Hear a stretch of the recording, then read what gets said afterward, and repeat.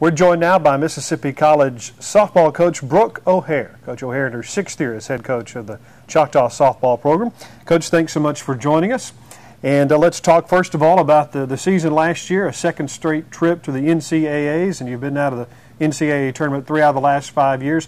I think this tells a lot of people that this program is going to be year in and year out a championship contender. Talk a little bit about your run last year. Sure. Last year was probably the best season that we've had in MC history. We went on, we broke just about every offensive record that we had, and with us competing in the conference that we compete in, any record you break is always a great record. Last season was, I guess, one for the memory books.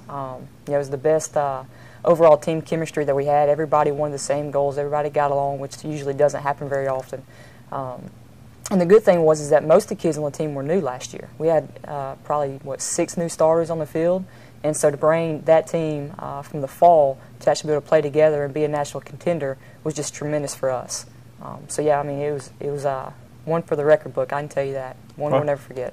Well, I think what a lot of people don't really understand is how tough not only the American Southwest Conference is, but the Eastern Division of the ASC. You can make the NCAA tournament without even making the conference tournament, which is what's happened here at MC for a couple of years, but it's a really tough division to play in year out. Absolutely. Every year you're going to have at least the top 4 teams on our side of the conference be ranked top 25. There's been years that you've had top 4 teams ranked in the top 10, 3 of them ranked in the top 5, and then they all put us in the same regional again. If you come out of that regional, then realistically you're going to be top 3 in the country, if not number 1. A lot of folks to replace on your team, Jennifer Jones among them. And tell us a little bit about what she meant to this program and maybe some people who might be able to replace her on the field. Sure. Jen's, she's a 4-year starter for us at second base, and I've had the blessings to be able to coach her for really 5 seasons, once in high school and travel ball, and now 4 years here. And I think what she brought in the most was that her intensity to win. I mean, she hated to lose, and she worked hard day in and day out on her own during practice, after practice. And she was just a fierce competitor that everybody looked up to when it came to that. Brooke Smitherman, however, is going to be back. She was an All-American last year as a freshman. That's got to be really encouraging for you. Absolutely. Brooke's one of a kind. I mean, she is one that nobody wants to pitch to, but with our lineup, you have to.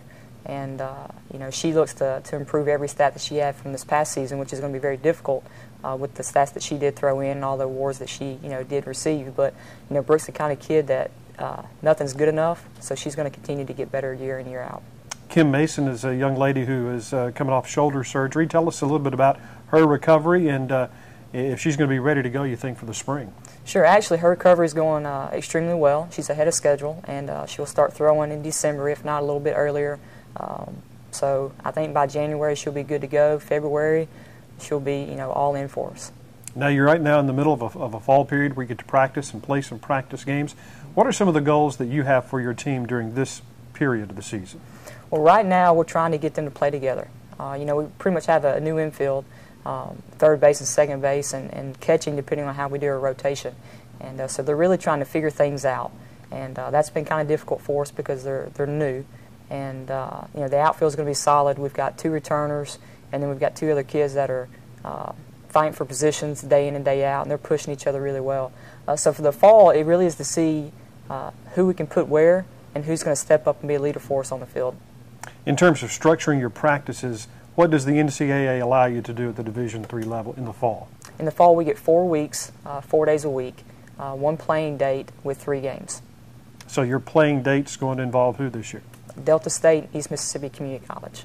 So you're going up to Cleveland to play Delta State. Absolutely. Renewing an old rivalry. That's good to hear. Well, as you look forward to the spring, tell us a little bit about the Eastern Division of the American Southwest Conference and who you think the teams to beat are.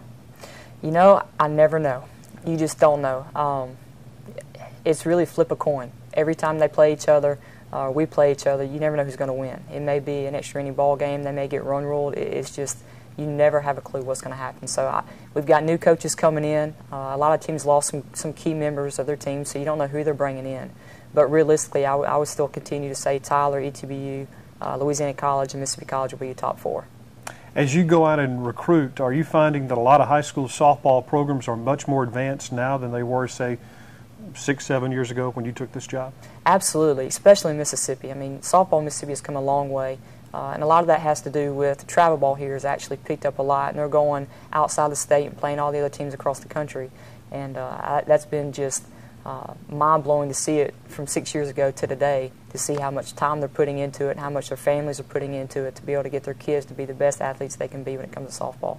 And the high school level, it's a lot more entertaining to go watch ball games now, and you're always going to find a kid at some level with some of those teams out there. How much, if any, do you concentrate on junior college recruiting?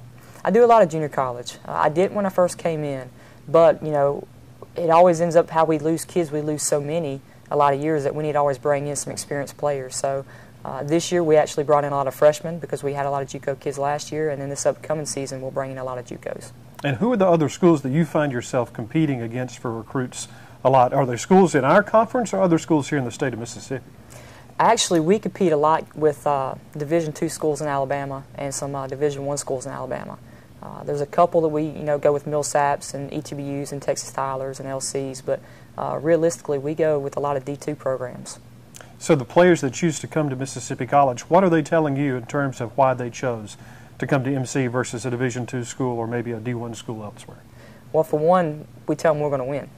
That's always a big plus for us. I mean, we get kids that get Division I offers day in and day out, but they're your mid-level D1s and downs, and they're going to be successful, but they're not going to ever compete for regionals or a national title. We will here.